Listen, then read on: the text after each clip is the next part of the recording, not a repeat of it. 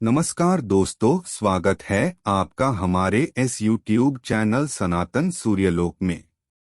के त्योहार का बहुत अधिक महत्व होता है।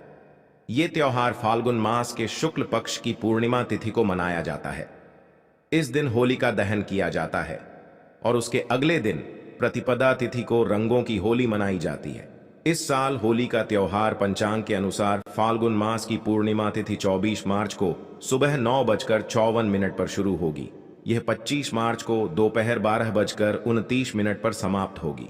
ऐसे में होलिका दहन 24 मार्च को किया जाएगा। दोस्तों, इस बार ज्योतिष शास्त्र के अनुसार करीब 100 साल बाद होली पर चंद्र ग्रहण का संयोग बना है। 25 मार्च को चंद्र ग्रहण सुबह 10:23 से शुरू होगा, जो दोपहर 5:02 तक रहेगा। इस दिन सूर्य राहु मीन राशि में, शुक्र मंगल और शनि कुंभ राशि में विराजमान होंगे। ग्रह नक्षत्रों की शुभ स्थिति, कई राशियां लाभान्वित होंगी। दोस्तों, होलिका दहन आध्यात्मिक दृष्टिकोण से बहुत ही महत्वपूर्ण माना जाता है। इस दिन अपने अंदर की सभी बुराइयों को होलिका की अग्नि में भस्म किया जाता है और अगले दिन रंगों की होली खेलकर नए पर्व की शुरुआत की जाती है। प्राचीन कथा के अनुसार होलिका हिरण्यकश्यप नामक रक्षा की बहन थी। हिरण्यकश्यप अपने पुत्र प्रहलाद को नष्ट करना चाहते थे, क्योंकि भक्त प्रहलाद भगवान श्री हरि विष्णु जी की भक्ति करते थे। हिरण्यकश्यप कई बार प्रहलाद को मारने की कोशिश की, लेकिन वह असफल रहा। फिर एक दिन हिरण्यकश्यप अपनी बहन होलिका को प्रहलाद को मारने का कार्य सौंप दिया। अपने भाई की आज्ञा मानकर होलिका ने एक अग्नि प्रकट की और प्रहलाद को लेकर उस अग्नि में बैठ गई। होलिका को यह वरदान था कि उसे कोई अग्नि जला नहीं सकती, लेकिन भक्त प्रहलाद की रक्षा भी भगवान श्री हरि विष्णु जी कर रहे थे। भगवान श्री हरि विष्णु जी की कृपा से प्रहलाद का बाल भी बांका नहीं हुआ, लेकिन होलिका खुद उस अग्नि में जलकर भस्म हो गई। उसी दिन से होलिका दहन का त्योहार मनाया जाने लगा। यह त्योहार असत्य पर सत्य की जीत के तौर पर मनाया जाता है। होलिका दहन के दिन भगवान श्री हरि विष्णु जी का पूजन किया जाता है और होलिका की अग्नि में सभी पाप और नकारात्मकता को नष्ट किया जाता है। ज्योतिष शास्त्र के अनुसार होलिका दहन के दिन कुछ महत्वपूर्ण उपाय अवश्य ही करने चाहिए। यह दिन आध्यात्मिक शक्ति में वृद्धि करने के लिए और देवी देवताओं की कृपा पाने के लिए बहुत ही ज्यादा श्रेष्ठ माना गया है। साथ ही होली का त्योहार आने से पहले आप अपने घर पर कुछ साधारण सी चीजें खरीद कर जरूर लेकर आए। ये चीजें आपके घर के सभी वास्तु दोषों को खत्म करती हैं और होलिका दहन के दिन आपके घर की संपूर्ण नकारात्मक ऊर्जा पूरी तरह से नष्ट हो जाती है। माता लक्ष्मी जी की कृपा पाने के लिए आप होली से पहले अपने घर पर ये 4 चीजें जरूर लेकर आएं। ये 4 चीजें जिस स्थान पर भी होती है, वहां पर माता लक्ष्मी जी सदैव ही निवास करती हैं। ऐसे घर में कभी नकारात्मक शक्तियां प्रवेश नहीं करती हैं। इसीलिए अगर आपके घर में ये 4 चीजें मौजूद नहीं है, तो आप होली आने से पहले ही इन 4 चीजों को खरीद कर अपने घर पर लेकर आएं। होलिका दहन के दिन कई नकारात्मक शक्तियां विचरण करती हैं। ये शक्तियां आपके घर में भी प्रवेश कर सकती हैं, जिससे आपके घर का माहौल खराब हो सकता है। परिवार में तनाव का वातावरण निर्माण हो सकता है, जिससे घर में क्लेश और धन की हानि जैसी समस्याओं का सामना भी करना पड़ सकता है। इसीलिए आप इन 4 चीजों को खरीद कर अपने घर पर लाएं और उन्हें एक निश्चित स्थान और दिशा में रख दें, जिससे आपके घर में माता लक्ष्मी जी की कृपा दृष्टि बनी रहे और अशुभ शक्तियां आपके घर में प्रवेश ना कर पाएं। अगर आपके जीवन में पहले से ही धन से जुड़ी समस्याएं हैं, तो आप निश्चित ही इन 4 चीजों को अपने घर पर लेकर आएं। धीरे धीरे आपके जीवन से सभी समस्याएं खत्म होने लग जाएंगी। ज्योतिष शास्त्र के अनुसार खासकर इन 4 चीजों को होली के त्योहार से पहले ही घर पर लाना चाहिए। साथ ही कुछ चीजों को घर में रखकर होलिका दहन के दिन उन्हें होली की अग्नि में भस्म कर देना चाहिए। इससे घर की नकारात्मक ऊर्जा नष्ट होती है। तो चलिए जान लेते हैं वह कौन सी 4 चीजें हैं। सबसे पहली चीज है कछुआ। वास्तुशास्त्र और सनातन धर्म में कछुए को पवित्र और धातु को शुभ माना जाता है। ऐसे में होली पर आप धातु से बना कछुआ भी घर के लिए ला सकते हैं। हालांकि शुभता के लिए आपको इस बात का ध्यान रखना है कि कछुए की पीठ पर श्रीयंत्र या कुंबेर यंत्र लिखा हो। इस तरह के धातु कछुए को घर लाकर इसे आप पूजा स्थल पर भी स्थापित कर सकते हैं। मान्यता है कि इससे माता लक्ष्मी जी का वास आपके घर पर होता है। दोस्तों, चीज है लाल मिर्च। होलिका दहन से पहले आप 7 लाल मिर्च लाकर अपने घर के कोनों में रख दें। खासकर पश्चिम और दक्षिण दिशा के कोनों में एक एक मिर्च रख देनी चाहिए।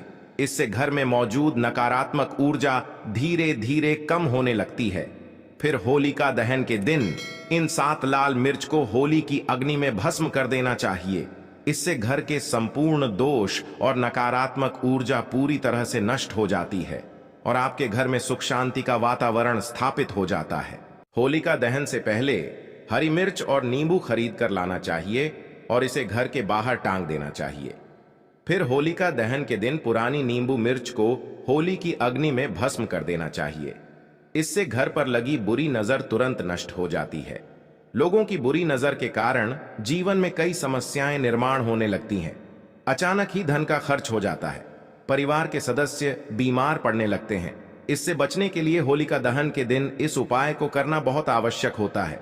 होलिका दहन से पहले आपको घर के मुख्य द्वार पर नया तोरण जरूर बांधना चाहिए और पुराना तोरण होली की अग्नि में भस्म करना चाहिए। आप आम के पत्तों का अथवा अशोक के पत्तों का तोरण अपने मुख्य द्वार पर लगा दें और पुराना तोरण होली की अग्नि में भस्म कर दें। इससे घर पर लगी बुरी नजर का प्रभाव नष्ट हो जाता है। घर के मुख्य द्वार पर आम की पत्तियां लटकाने से घर में प्रवेश करने वाले हर व्यक्ति के साथ सकारात्मक ऊर्जा घर में आती है, जिससे घर में सुख व समृद्धि बढ़ती है। आम के पत्तों का तोरण मुख्य द्वार पर लगाने से सभी मांगलिक कार्य निर्गुण पूरे हो जाते हैं। बुरी शक्तियां एवं नकारात्मक ऊर्जा भी शुभ कार्य में बाधा नहीं डाल पाती हैं।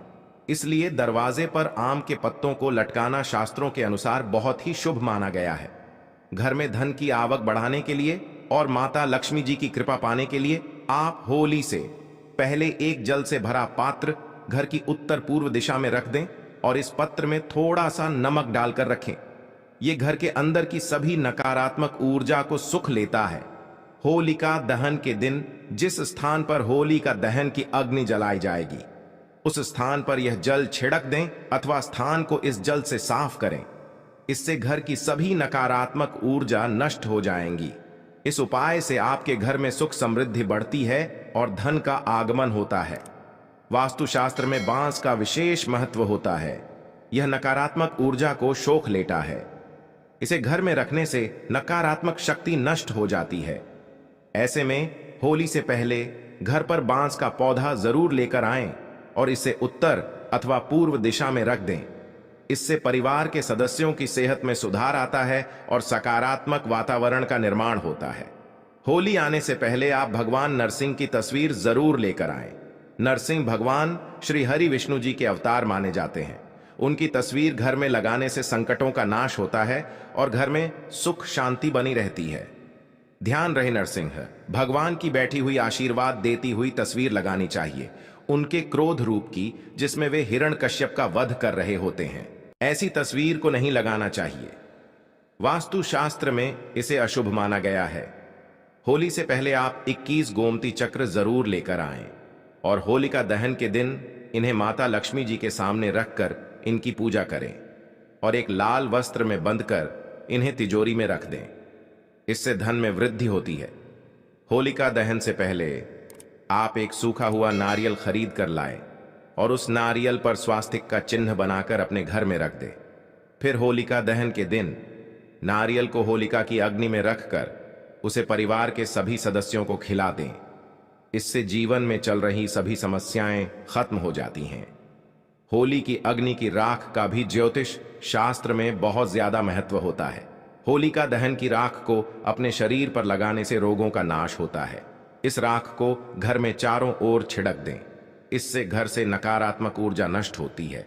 साथ ही पानी में थोड़ी सी राख मिलाकर इससे पोंछा लगाने से नकारात्मक ऊर्जा दूर होती है। अगर आपको नौकरी और कारोबार में परेशानी आ रही है, धन का नुकसान हो रहा है, तो आप मिट्टी के 3 दियों में तिल सबूत, धनिया, पीली सरसों, नमक डालकर होलिका की अग्नि के समीप रख दे।